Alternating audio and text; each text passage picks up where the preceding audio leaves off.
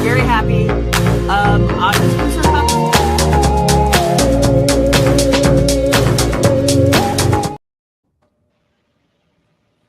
All right. Well, unfortunately, the season is over for Mile High Minute after this episode and after Sunday's game with the Broncos. But we're here. We're going to recap the last season, the game, give her a few predictions for the Super Bowl, and we're also going to talk about who we personally think were like our offensive defensive player of the year. So we got a few awards to go out. So I'm just going to go because we did lose. We're going to go back to the original format of our good, bad, and the ugly.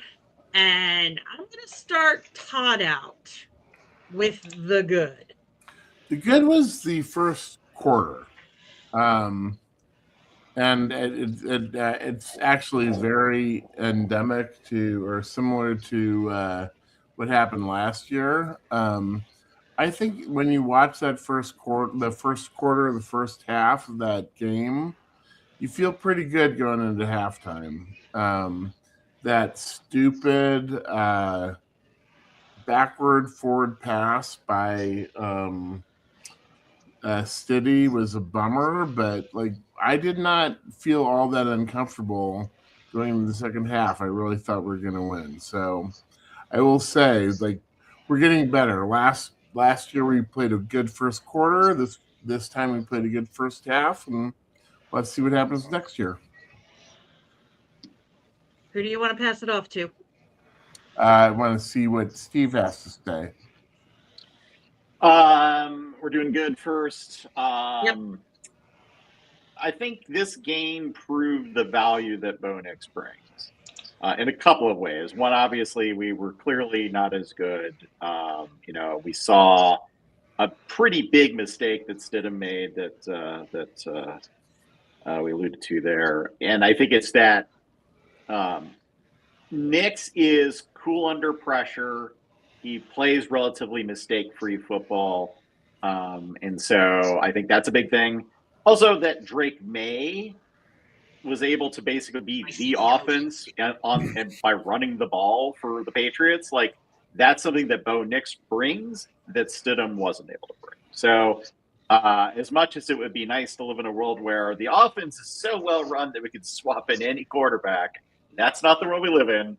And Bo Nix is very valuable to have. You pick? Oh, let's go, Gavin. All right, I'm going to make going around the circle. It's hard to pick good out of this game. There's a couple bright lights besides the Mims catch. That was about the only highlight. I'm going to say the fans, mainly because of you, Steve. I think your presence in the stadium was a real game changer. But I've just seen how bad it was if I had been there. I've been hearing things, the Bills game and this game, that Mile High hasn't sounded like that in over a decade. And obviously we haven't been in a big game like this, but the fans are finally getting back into it after years of suck. We're getting back, our loyal fan base and getting them to be just loud as hell and actually have it be a factor in the game. And despite the weather, everybody stayed, and I was super happy with the fans. And not only that, the fans' optimism going into this game. Maybe I didn't share all of that with them most of the time, but everybody was like, "Yeah, we could do this. Maybe let's see what's going on." So there was so much positivity going into the game. I thought it was really cool. Brett. Yeah, I'll take the obvious one and I will shine a light on the defense that did really step up and played a complete football game. And it was good to see, during the end of the regular season, we saw some performances where they weren't playing up to the high standard that we have for them. And I think considering the final two playoff games that we had, they really showed, that they're still a top 3 defense in the NFL. They can cause turnovers, which was a concern coming into the Bills game, and then they, caused 5 turnovers. And they basically shut down the Patriots almost completely to a point where they were they just given up on offense and just daring us to beat them with, with Stiddy on offense, giving up on drives, running on 3rd and 8, 3rd and 10, and just knowing that we just couldn't operate at all on the offensive side of the ball. So I mean, it's a great to see that they are still confident that they can still, they're confident and they can still basically dominate a performance like this. And come next season, I don't see any reason why they can't show these type of performances in these, spotlight games. So I'm very encouraged heading into the offseason with the defense, and I'm excited of some of the small moves they can make to solidify maybe some of the small weak spots they do have. Okay. I really don't have anything else to add. You guys hit all the goods I had. So we're gonna go to the bad, and Gavin, you get to start this one out. Might be the obvious one, but that play call to decide to go for it on 4th and 1. Yeah. Knowing the weather report, knowing that it's been a big talking point all week. In the bar, take the damn points, kick the ball. You have zero faith in this quarterback. Well, we don't, because we have no data on him. We have no idea if we can convert fourth down. What the play call was, the soft play call that was called. And Sean said, yeah, he wished the play call would come back. He said he didn't necessarily regret going for it, but he did regret the play call. And obviously right now. Now, who knows? That would have tied the game, and who knows what would have happened beyond there. That wasn't a guaranteed. We lost because of that. But sure as hell didn't help us. So going back, that's what Sean's always going to be remembered for, is we're all going to remember that he should have kicked the damn field goal. Always is a strong term, Gavin. Well, true. Always for the next 12 months. August head coach. Always is a big phrase. We still remember John Fox deciding to not play Peyton Manning in the last 2 minutes of that AFC championship game. So I think I get your point, though, Todd. If everything changes next year, nobody will bring that up again. No. So, well, I have a conspiracy theory on that real quick, is that Joe Lombardi had some input on them calling that play and it didn't work. So, goodbye. Mm-hmm. Yeah. I do too. I think that it had something to do with it. Okay, Todd, you're up next. What's your bad? My bad is the nonsense about Bo's ankle after this game. I think that Peyton made a mistake in talking about it, and Bo did the right thing to go to the media and clear it up. But man, is this just a ridiculously messy, unnecessary thing right now? You're talking about this HIPAA violation? No, well, I mean, isn't it that's the whole thing?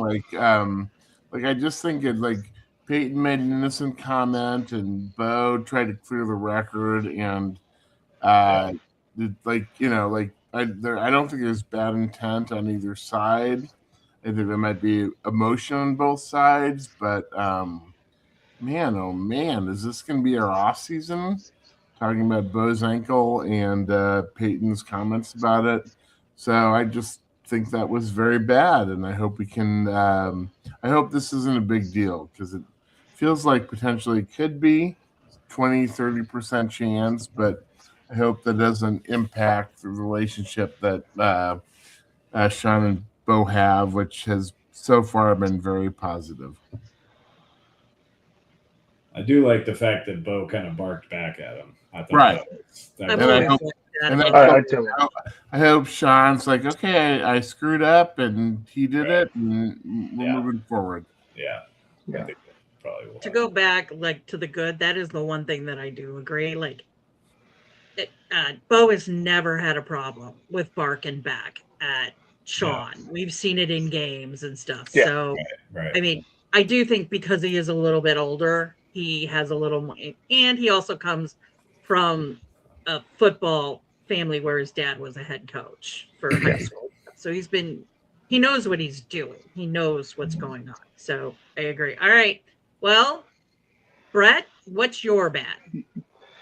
My bad is the issues I had all year with the most of the year. Once we lost Dobbins with the running game, and this game just exemplified the fact that we didn't have a power runner, a sturdy runner that we could trust, and that that sort of alluded to the decision we had to make on fourth down. That when we went for, we had to choose a weird play action flip play instead of a normal run, and maybe a Bowie can QB sneak it, but they they had issues all year. They had issues in the Bills game with 3rd and 1, 4th and 1, short yardage. And once they lost Dobbins, they never found a guy they could trust in that role or be successful in that role.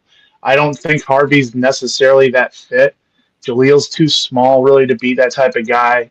So that's something that's the top of my list that we need to address in the offseason, whether it's re-sign Dobbins, whether it's draft someone. I would want 2 people in the room that can do that type of role, because we learned that once we lose one, we basically had no option with that, and it really hindered us down the stretch of those type of plays. And we have to get awfully creative in spots where it could be pretty easy. Yep. Steve? Brett stole mine basically, but yeah, I'll just reiterate. I think I was thinking back, there was a game, I don't know if it was last season or season before, where it was the Bills versus the Patriots. One team had a running game, the other team did not, and it was bad weather. And I think it was the Patriots had a running game, the Bills did not. Yeah. And they won the game. It was an ugly game, it was low scoring, but because they could rely on their run, they were able to dominate that game. I don't think we lost this game because we didn't have a running game. I think there were a couple of critical mistakes that cost us. But we could have certainly, if Dobbins had been there, or if we had another back who kind of was that, could be a big power back and could just get us, the 3-4 yards when we needed it. I think that's a very a different outcome. So, yep, agreed. I mean, my bad. I don't want to say it was the refs or it was, but there's something about, I had a question on that call that they made, because it ended up saying it's not going to matter because I don't want to be like a Bills fan about the interception versus catch. But I mean, Stiddy didn't throw it backwards. It got tapped backwards. He was going forward. It just got hit and it went behind him. So it looked like he threw the pass backwards. I don't know. Maybe that's in the rules. I don't know why they didn't really. But my biggest problem with that was there was no real explanation of it during the game. Yeah. They called one thing, they went to break, they came back, and they just changed the call. Yeah, the refs didn't make an announcement. Nothing. There was no explanation whatsoever as to why they changed what they changed. And they just moved on. And to me, that was bad. The NFL needs to clean that part up of some of the stuff when they're making these calls. If you think there's going to be a controversy about a call you're changing or making, you need to explain it during the game, even if it takes an extra 10, 20 seconds to do so. Well, and to that point, it is a TV broadcast, and the broadcasters have their own official, ex-referee experts on this. There's no reason the NFL couldn't have somebody in New York who's hey, this is why we called it this way. It doesn't have to be real time during the game, let the game go. But hey, when you got a break in the action, here's why we called it that way. Yeah. I mean, those. Go ahead. I mean, those the consultants they've had on those referee TV programs are virtually useless. All they do is basically, normally confirm with whatever the refs go with. Exactly. Add something about how tough it is to ref an NFL game, and that's that. Cookie cutter. They don't really normally offer a whole lot in the way of great explanation or willing thoughts to that. I think it used to be nice in the beginning. It seems like now that it's more just, we agree with whatever the refs say, and they sort of make sure that fits that narrative because they don't want to make the other refs look bad outside of How do we get that job? I think we could all do it. Yeah. Yeah. I kind of agree with that, but and to me, I think Gene is better than some of the other guys that do it, because I do think he is willing. he kind of sugarcoats it, but he is willing to say, no, I disagree with that call. That call was wrong. That's not the way it should be. But I mean, I don't know if it was Romo or if it was Jim. One of them said, well, what about the fact that it got hit backwards, not that he threw it forward? And Gene just glossed over it and just completely they just went on with the whole thing. So that was my bad of the thing. I'm trying to get better about not blaming refs because it is a hard job, but at least explain it so you're not sitting there in the middle of an AFC West game going, like, why? I need a why other than, oh, we just switched it. Now they're within 10 yards and they run it in for a TD, which if we played better, if everything had been better, it wouldn't have mattered.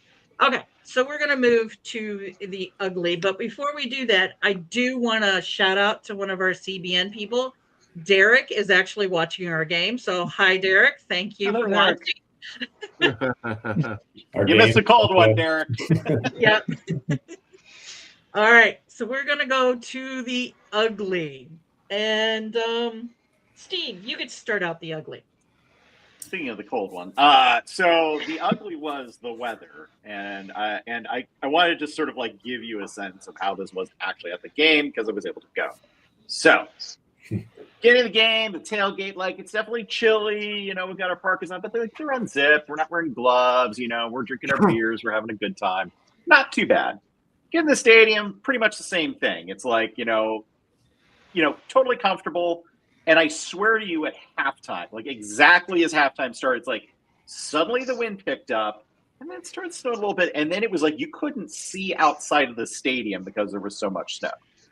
And the way it was described was there'll be flurries, a couple of inches. And it probably ultimately was like a few inches, but it all happened all at once.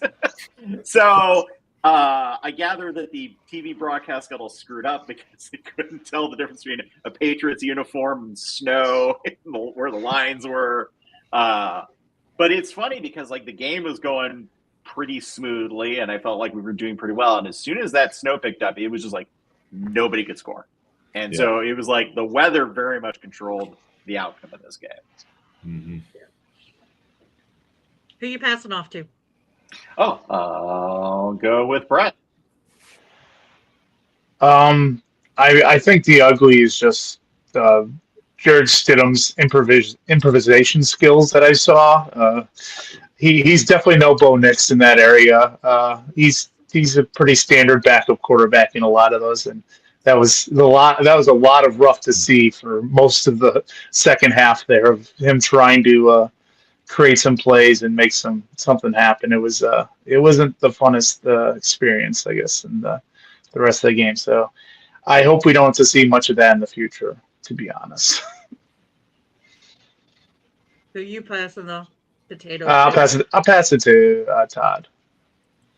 All right. Well, my ugly is forward thinking because you know what? Great season, a lot of fun.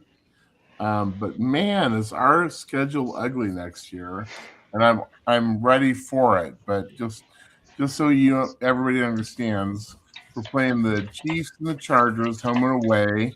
At home, we play the Bills, we play the Rams, we play the Seahawks, we play the Jaguars. On the road, we play the Patriots and the 49ers and the Panthers. What a crazy all playoff teams. It hurts to win your division, but I am so ready for this because I do think I don't know if we're going to win the Super Bowl next year, but I do know that I just want to see us just run into it. And like, if we lose, we lose.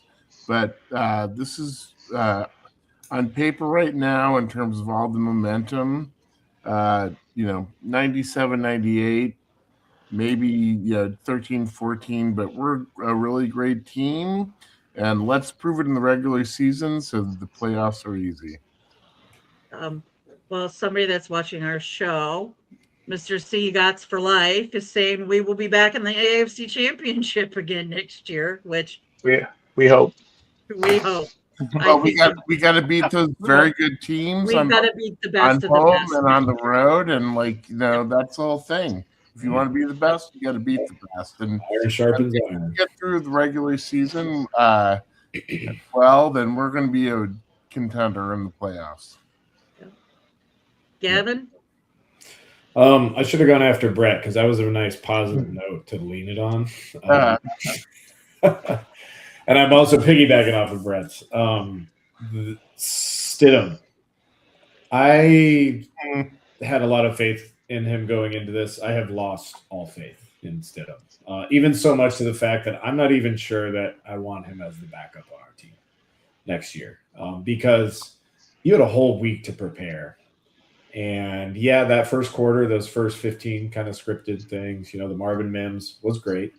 But his delivery is just slow. The Stiddy, the backward pass, that was junior college level stuff. Like you can't do that in a regular season, let alone a playoff game like this. Like that level of decision making in that instance. I know it's a huge game. It's a lot of pressure. I'm not a quarterback. I can't judge, but it just gives me zero confidence in that. And a backup quarterback is supposed to come in if the quarterback goes down during the game. He's supposed to come in and seamlessly come in and, lead the troops. And he had a whole week to prepare. And he was hitting dudes, clusters of guys. He was back throwing guys. They were just off. And it was like, chemistry, blah, blah, blah. With how prepared Sean made it seem like he was going to be, he was not prepared. And I'm just kind of questioning if Stiddy's, the way to go even in the future. I think we have one more year on him, or is he free after this year? One more. One more. I mean, I would look at developing another quarterback to see if he can compete because, I have a bitter taste in my mouth, but I have some serious questions about Stiddy right now. I agree. I think this game also showed that he really is a pocket passer. He can't run. If he can handle shotgun in pocket, and that's about it. All right. His delivery is still very slow. Yeah, his athleticism was highly over-touted coming in, I think, because he couldn't run at all. Right. No. Right. I wish I could end on a positive note, but my ugly is that we got carved by another running back for large runs, and the fact that our front guys couldn't seem to realize that May is going to run straight through the line and close that hole. I think the defense overall did a phenomenal job with keeping the Patriots to 10 points is amazing considering what that team has been doing all year. But that part of the game I was not very happy with. So, I mean, we got to them early. We got to them often. But I think just perfect storm of everything. Stiddy not being really prepared as much, the weather coming in. Essentially, by the third or the fourth quarter with the snow, as Steve was talking about, was like it was going to be what it was going to be because nobody was really going to be able to score anymore. So, but all right. That's my ugly was we got to work on that part with mobile quarterbacks. Okay, so we're going to move along and we all know who's going to be in the Super Bowl. So starting with Todd, what's your prediction for the Super Bowl? I'm so certain the Seahawks are going to win that I'm going to watch it with blindfolds on. I might make this easier. Is anybody not going to pick the Seahawks? No, the Seahawks are cruising. Patriots cruising. If that's like the most obvious prediction in Super Bowl history. Yeah. Multiple score game. I don't think it's close. I think it's going to get stuck as a game. Yeah. Considering what our defense was able to do to them in the first half of the game, I mean, unless they pull out something somewhere, I don't see it happening. I know a lot of people have been kind of like poo-pooing strength of schedule and everything, but if you look at New England's strength of schedule this year, I'm not. It's again the comment we said for years under Brady. They're in a horrible division right now. They get an automatic 6 wins. They're always going to win their division. And then if you looked at everybody else they played, except for us and the Chargers, they maybe one or two others. I don't care. Call me a Pat's hater. I don't care. They never played anyone that was over 500. So of course you're going to be able to develop a team when you have a schedule like that, because you know you're going to be able to take advantage of mismatches, and you're going to be able to take a young guy. Now, I'm not trying to take anything away from Drake May. He does seem like he's a phenomenal quarterback. But hey, maybe that might be the next 10 years of Broncos Patriots championship games for a while. So that's just what I thought. All right. Any other predictions other than we think the Hawks are going to spank them? I mean, the only way. Go ahead, Todd. I'll predict that this Broncos offseason is going to be as fun as we've ever seen. They've got a ton of money. They've got a lot of players that are available. Like this, this Peyton Nix thing is nuts. The offseason is the offseason, but pay attention because it's going to be a lot of fun. Yeah, we get like $20 million back from Wilson that we're not playing. So, all right. Yeah, I think we need to go out and get a legit 1-2 as a wide receiver out of free agency, but that's just my thought. Anybody else have anything else? Yeah. No, it's we need a wide receiver. We probably need another tight end. We need one running back. Probably draft a running back. Like lots of needs. Linebackers still in need. They need a guy that could cover linebacker, maybe QB spy. Like it's a lot of options out there. Yeah, I think a lot of it comes down to we're going to be drafting late, right? So it's just how does the board fall? Maybe we trade up to get somebody. I mean, I think right now, you should look at the next season or two as the time to go all in. So if there's a time to trade up, there's a time to be aggressive, now is the time. Yeah. The person who commented before, I mean, this is literally what the Seahawks are going to do. Give it to Walker, throw to the next guy, and then that's just it. Walker as a Bronco next year. He's a free agent. I wouldn't mind that. I wouldn't mind that either. And his one issue is pass pro. If they could work on pass pro, he's a great runner, but his issue is pass pro. If he gets better in that department, he's going to be a great target. Yeah, because I used to watch him play at the MSU games when I went with my friend to watch them. So really good college. Brees Hall. Javonte. My pick. I'm big on Brees Hall. I'll be honest. I wouldn't mind getting Rico Dowdle. He's not been bad. He's solid, which I think is what we need. We need the guy that is the bigger guy. I forget what they call him, but yeah.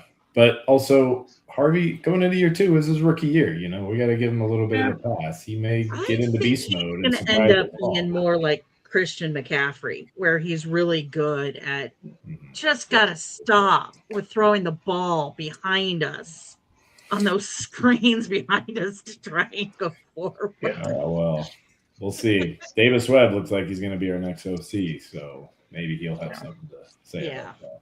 Yeah, we'll see. Okay, well, we're going to get into the awards section of ours. And so the first one we're going to do is, I've been going back and forth on how I'm going to do it, but I'm going to do the big one first because I think this is the one that most of us or all of us will agree. MVP. Now, my personal thing is that it's Bo Nix. I mean, if this game showed us anything about how integral he is to this offense, this game was it. So Bo Nix is my MVP of the year. Anybody have anybody else, or do you all agree? Nope. Agree. Nope. It's Crumb. We're doing defense. Well, I think that, super clutch. Defense wins championship that we missed. We know what Vaughn meant to this team. I think that if we keep, we'll definitely keep in Knicks. If Bonito and Knicks are Bonito and Knicks are the Broncos for the next decade, we're in good shape. But yes, I think that Bonito is a big deal. Yeah, agreed. Okay. Well, with that, we're going to go into defensive player of the year, and for me, of course, that was Nick Bonito. So, I mean, just what he did is undeniable. Like, he was an integral part of our defense on this issue. So that was my defensive player. Anybody else have anyone else that they? I mostly agree. Good. I was going to say I'd give an honorary mention to Zach Allen. Yep. In Cooper, in Jonathan Cooper. Yeah. I think Funga is a one I would consider. He is sort of the captain linchpin that sort of puts it all together. And Benito, I agree, is probably the decoy, but Hufanga's got a special lockness that sort of we can do a lot of different things because of the abilities he has, and I think he's very valuable to what we sort of bring to the table there. So, I would like to highlight him. I'm not going to disagree with that. Yeah. Okay. I had a hard time with this one, so I kind of did a little goofy, laughy one. So next we're going to talk about comeback player of the year. Ooh, I got one. And so my comeback player of the year was Lil Jordan. Hey. Because he literally came back to our team. Totally redeemed himself that time.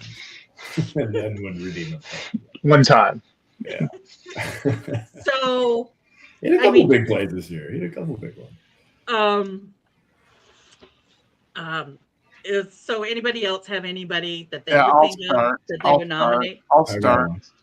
Speaking for the 4 men on this panel, the greatest comeback player of the year in any sport at any time is Alex Singleton. Yeah. Yeah, Alex Singleton. Yeah. 100%. I agree. It's a fucking mic drop. Yeah. No, it's 100%.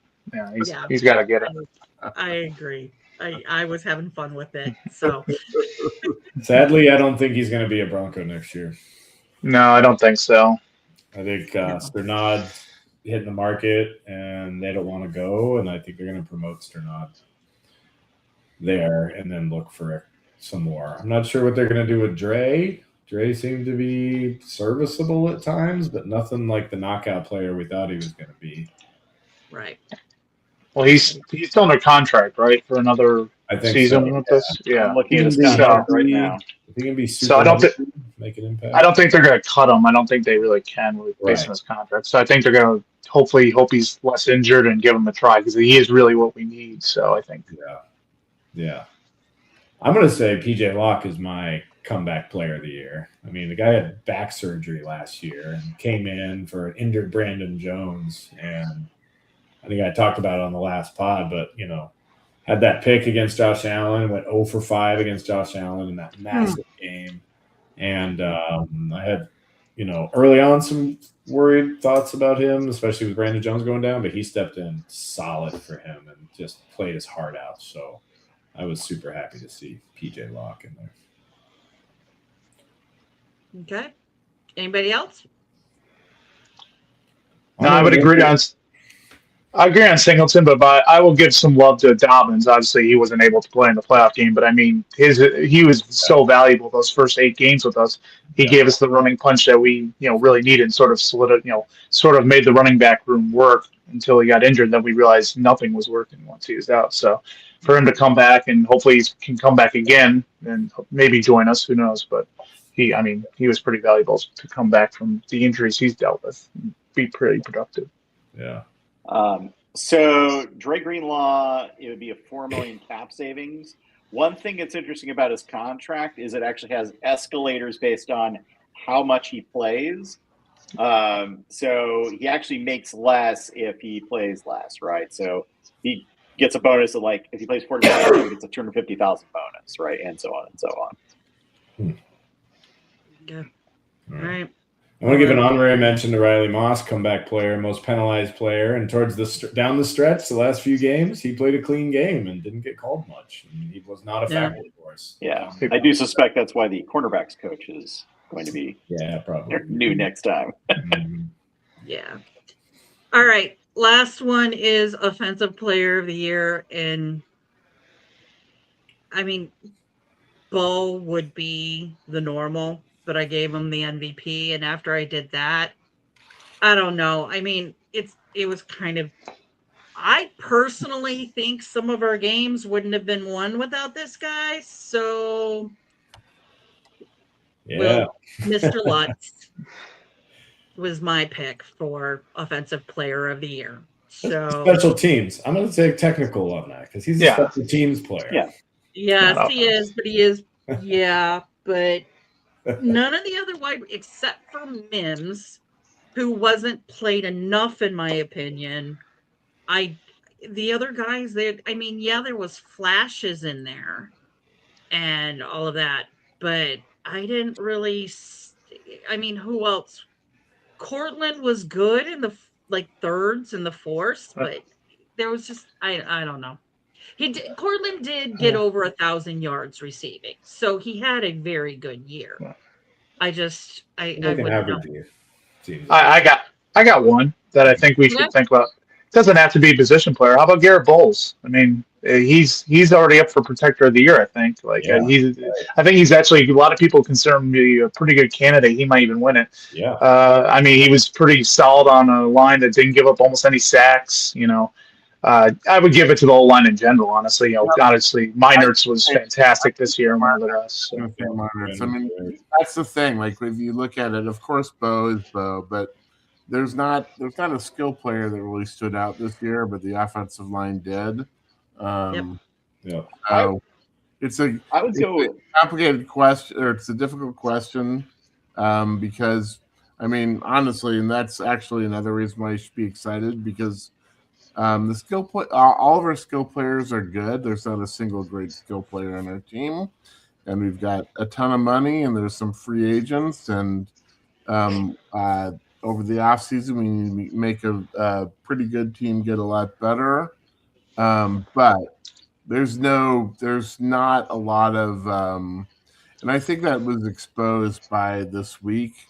Like, if you take Bo out of the mix, there's nobody on our team that's great on the offense, other than the offensive line.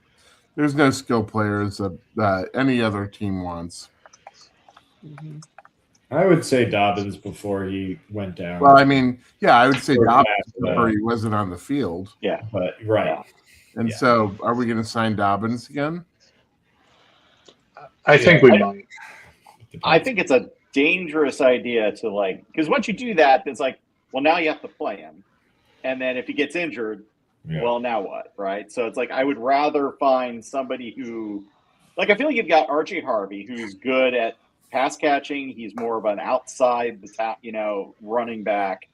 I think looking for somebody who can complement that and be that, okay, we just need to pound this ball for 2 yards and can do that, effectively every time. That's what I want to get. We need the Tatum Bell who's Mike Anderson. Yep. Yeah. Yeah. Okay. Well, any other offensive players you guys would like to nominate? You think should be? I'll say Troy Franklin. He had a lot of plays, but he made some incredible game-saving passes this year for us, especially in that Giants game. I mean, goddamn. I did almost put him as comeback player. Yeah, and he was our number 2. He played last year. Our number 2 receiver, for most of the year. So he made leaps and bounds. Unfortunately, he couldn't stay healthy, and he does kind of have the dropsies, but he was by far our number 2, and it sucked not having him down the stretch too. I mean, everything just sort of fell apart for us at the end. The wheels completely came off, and the final wheel to the wheelbarrow came off in the last game, which was just painful. I'm sure Brett will like this, but I do hope Pat Bryant comes back healthy and comes back well next year. I was going to He- mention him. He could be player of the year, but Yeah. he's going to break out. He's going to break out next year. I feel very confident that they let him go a little slow, and he obviously had some injuries and concussions down the stretch, which hurt him. But man, he's got talent. They want to use him a lot in the Bills game. I mean, we saw with the 2 minutes he played, he caught 3 balls and 4 plays, pretty much. I think he's going to be a big part of the offense next year. Same. All right. Well, that's it for our season recap. Thanks for listening. Thanks for joining me, guys. And one of the people that has been on this year was not here. So, and He was on the train. he couldn't make it for some reason. So, Denny, here you are. 5. I'll send him a photo of this. Steve had a little fun with the AI. This one's pretty good too. Suddenly Gavin's gone and it's Denny too. 2 Denny's, yeah. So, all right. Well, you know what?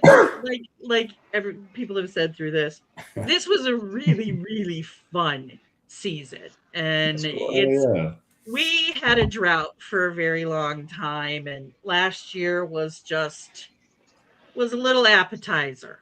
And this year was the meal. And hopefully next year we get dessert, to use the whole food dinner analogy. So, as always, love talking with you guys. I'm sure we'll be talking throughout the year.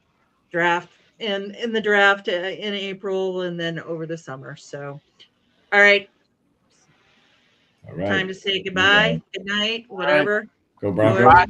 Bye. Go Broncos. 2025 Bronco team. Thanks for the fun. Sorry it didn't work out, but we'll see you next year. Yeah. We'll be back in the mix next year too. So, good things ahead. Yep. All right. Well. Yep. Bye-bye.